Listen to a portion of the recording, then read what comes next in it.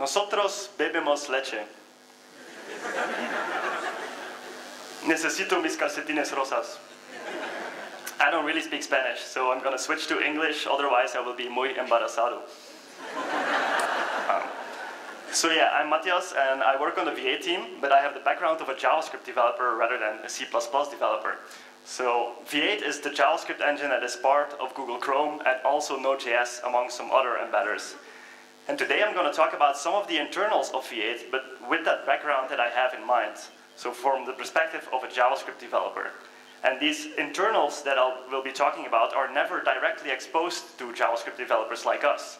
But sometimes they can help explain why certain code patterns are faster than others. So let's dive in. JavaScript objects can have arbitrary properties associated with them. The names of object properties can have any character in them, even weird Unicode characters. And some of you who were here last year may remember that I talked about Unicode in regular expressions. I'm not going to do that this year, but anyway, property names in objects can have any kind of characters in them.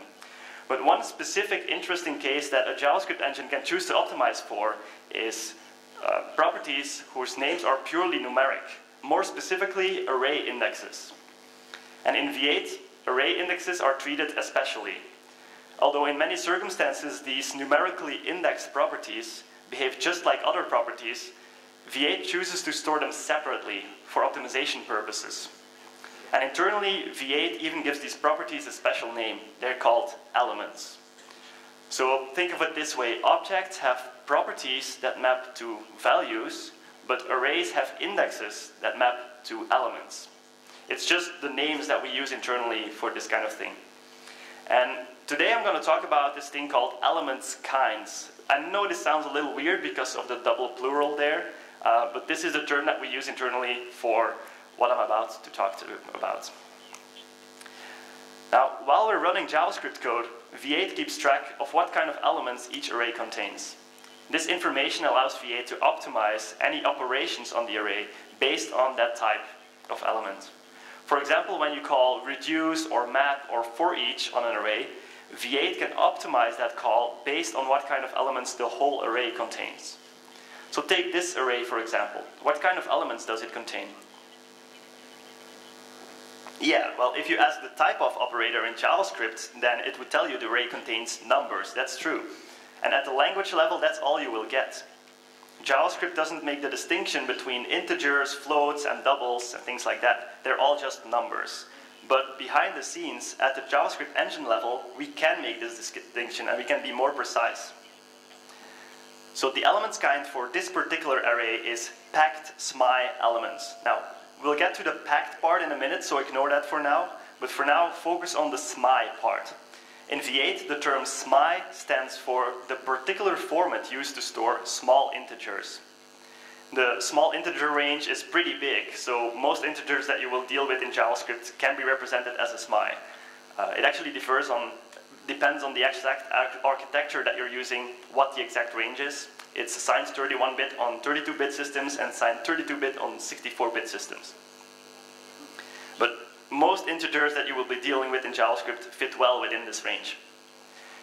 Now, if we later add a floating point number to the same array, the elements kind transitions to a more generic elements kind.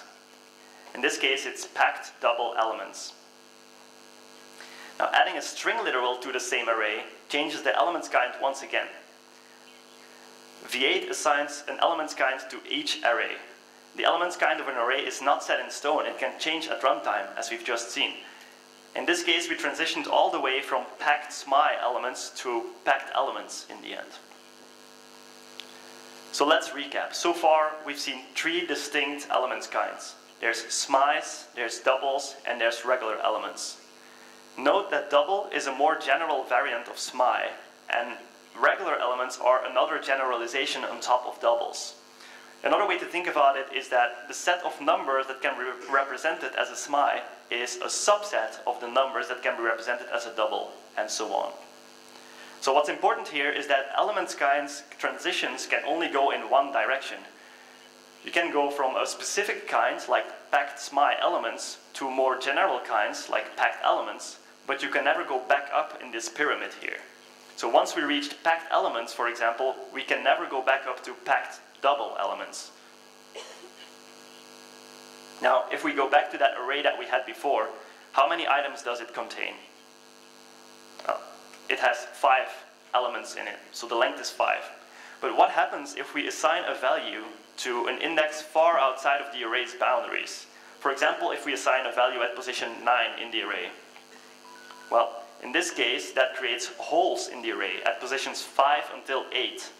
The array is now sparse, or holy, as we like to call it in V8. Creating holes in an array downgrades the elements kind to its holy variant. We went from packed elements to holy elements. Now, there are many other ways to create holes. For example, if you use the delete operator on an indexed element in an array, that also creates a hole. Or you can just never define the element when you initialize the array. That's another way of creating a hole. But why does V8 care so much whether there are holes in an array or not? Well, let's find out by taking a look at an example. Imagine getting the value of the element at index 8. What's the value for this element? Well, as a JavaScript engine, you can't just answer this question right away. You have to perform some operations first. So let's take a look. V8 starts off by doing a bounds check on the array index. Is the index between 0 inclusive and the number of items in the array exclusive? In this case, the bounds check succeeds, but we still cannot answer the question of what the result is. More work is needed. V8 now looks up the property named 8 on the array, but in this case that property doesn't exist. The only thing that's there is a hole. So we still cannot answer the question. We need to dig deeper. Because the property is not present on the array itself, V8 has to go up the prototype chain until either a value is found or the chain ends. So first we check array.prototype, which doesn't have a property named 8 on it. So at this point we still don't know what the answer is. We continue to follow the prototype chain. And we check if the property 8 exists on object.prototype. It doesn't. And in this case the prototype chain ends after reaching object.prototype, but it could potentially be longer in case someone extended the native prototypes, which is something that is perfectly valid in JavaScript, although I think it is a bad idea. Now, because the chain ends at this point, we cannot continue searching for the property, which means we can now finally answer our question. The hole at position 8 in this array is undefined. Ta-da! Well, from the JavaScript engine's perspective, that's a lot of work just to get an undefined value, right?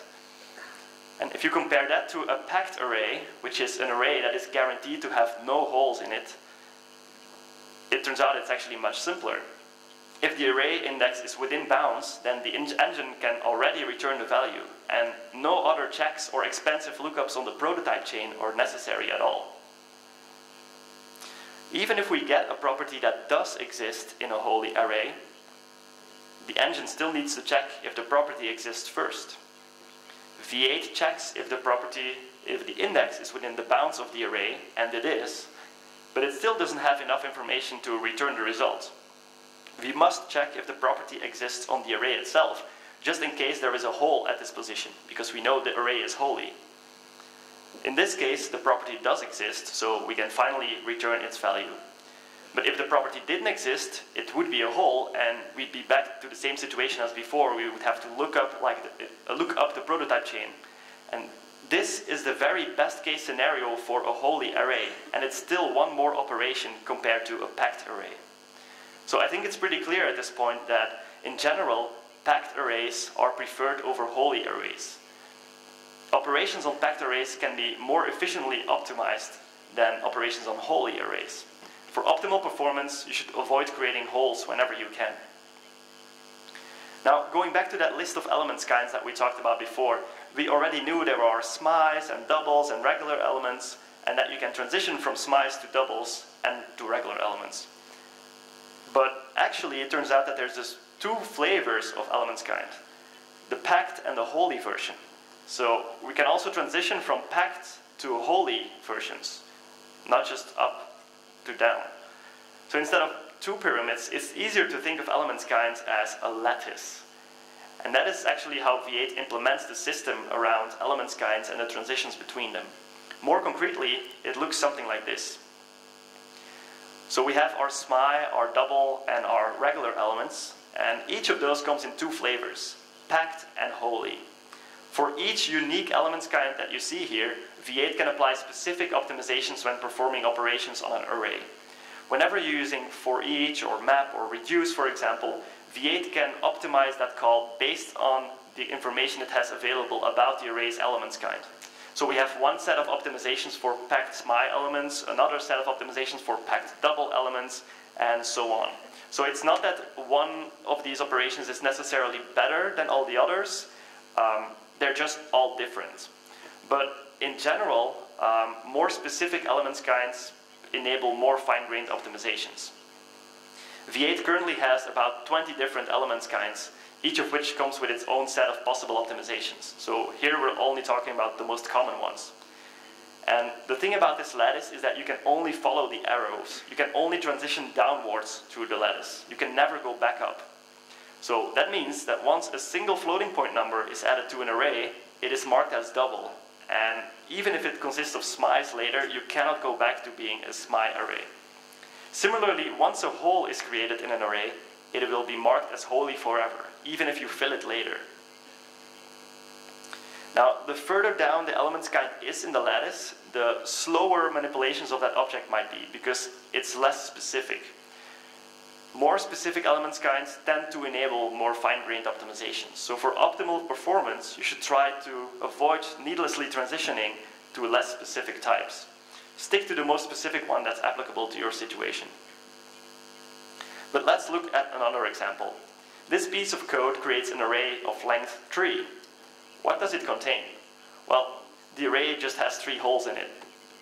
The array is sparse at this point, so V8 marks it internally as wholly SMI elements, which is the most specific possibility given the currently available information. Let's assign a value to position 0 in the array. Well, wait a minute, that's a string, not an integer. So the kind transitions to wholly elements at this point. Let's assign a value to position 1 in the array. The elements kind remains unchanged in this case. And finally, we also assign a value to the last position in the array. At this point, all 3 positions in the array are filled. So the array is packed and it's no longer sparse. However, we cannot transition upwards through the lattice as we saw earlier. We cannot transition to a more specific kind, such as packed elements. So unfortunately, the kind remains wholly elements. Once an array is marked as wholly, it's wholly forever. Now, in this scenario, a better solution is of course to use an array literal instead. That way you avoid being marked as wholly and you remain packed. But if you don't know all the values ahead of time, you can still do something similar where you create an empty array and later push the values to it. And that way you avoid holes, so the array will never get marked as wholly. This approach ensures that V8 optimizes any future operations on the array properly. Life is easier without holes. V8 can deal with packed arrays more efficiently, and in general, if you need to perform lots of operations on an array, it's a good idea to avoid creating holes in them. And a similar piece of advice is to avoid reading beyond the length of an array. Trust me, there's nothing there, so why would you? But for example, don't write your loops like this. This loop reads all the elements in the array, and then one more. It only ends once it finds an undefined or null element, which is what happens if you hit a hole or if you go beyond the length of the array. I didn't actually make up this code example. This is something that jQuery uses in a few places, and they do have somewhat of a reason for it, but talk to me later if you want to know what the reason is. Anyway, this is just as bad as hitting a hole in an array. It's not the same, but it's very similar. In this case, V8's bound check will fail. The check to see if the property is present on the array also fails, and then we need to do the whole dance of looking up the prototype chain like before, which is an expensive operation. So don't do this. Instead, keep your loops simple and just keep iterating until you hit the last element. When the collection you're looping over is iterable, like an array or a node list, that's even better, because you can just use for off. Or for arrays specifically, you could also use for each. Now, the good news nowadays is that these three different approaches with the regular for loop or for each or for off, they're equally as performant in V8 nowadays. So it doesn't matter which one you choose. You can choose whichever you like best. For me, I prefer for off because you can break from within the loop, which is not possible with for each. And it's simpler than the regular for loop. But that's just me. So to summarize, avoid reading beyond the length of an array. Doing so is just as bad as hitting a hole. Another piece of advice when it comes to elements kind is to avoid transitioning to a less specific elements kind whenever you can. And this is a lot harder than it seems. For example, just adding -0 to an array of small integers is enough to transition it to packed double elements, because -0 is represented as a double. Any future operations on this array will now be optimized in a completely different way than they would be for SMIs. That's just one more reason to avoid the value -0 specifically, unless you explicitly need to differentiate -0 from +0 in your code, which you probably don't. Another example is num and infinity. They are represented as doubles, so adding a single num to an array of SMI elements transitions it to double elements. So if you're planning on performing a lot of operations on an array of integers, you should consider normalizing -0 and blocking nan and infinity values when you're initializing the array. This way, the array sticks to the packed SMI elements kind, and the one-time normalization cost is worth the later optimizations in many cases. In fact, if you're doing a ton of mathematical operations on an array of numbers, you should probably look into using typed arrays. They're optimized for this kind of thing, and in fact we have specialized elements kinds specifically for typed arrays as well. In general, if you need to perform lots of operations on an array, try sticking to an elements kind that's as specific as possible, so that V8 can optimize it as much as possible. Now, another thing I want to talk about is some objects in JavaScript, especially in the DOM, that look like arrays, although they aren't proper arrays. It is possible to create array-like objects yourself, like we're doing here. This object has a length property, and it supports indexed element access, just like an array. But it lacks array methods like array.prototype.forEach on its prototype. It's still possible to call array generics on it though, so you can do something like this where you're calling the array for each built-in on the array-like object, and that actually works as expected. However, this is slower than calling for each on a real array, which is highly optimized in V8 based on the elements kind. So if you plan on using array built-ins on an object more than once, it might make sense turning it into an actual array before you do so, so that those future operations can be optimized to the best of V8's abilities. So here we're using slice to do that. We're taking the array-like object, turning it into a real array, and then we can do our expensive operations so that they can be optimized. And of course, this really depends on what you're doing exactly, but in many cases, the one-time conversion cost can be worth the later optimizations, especially if you plan on performing lots of operations on this array. Now, an example of an array-like object is the arguments object. When you call array built-ins such as for each on it, it works, but it won't be fully optimized the way it would be for a real array. So in this particular case, ES 2015 REST parameters can help you with that. They produce proper arrays that can be used instead of the array-like arguments objects in a very elegant way. So nowadays, I think there is no good reason to use the arguments object directly anymore. Use REST parameters instead. Either way, this is not a real crocodile, and it's not going to have the same performance as a real crocodile. And the same thing goes for arrays. In general, avoid array-like objects and use proper arrays instead whenever possible. Now, after all this talk about elements kinds, you may be wondering how to identify the elements kind of a given array. This might come in handy when you're debugging a performance issue and you've run your traces in the DevTools and you want to dig even deeper than that. Or just when you're trying to get a better understanding of how these elements kinds work.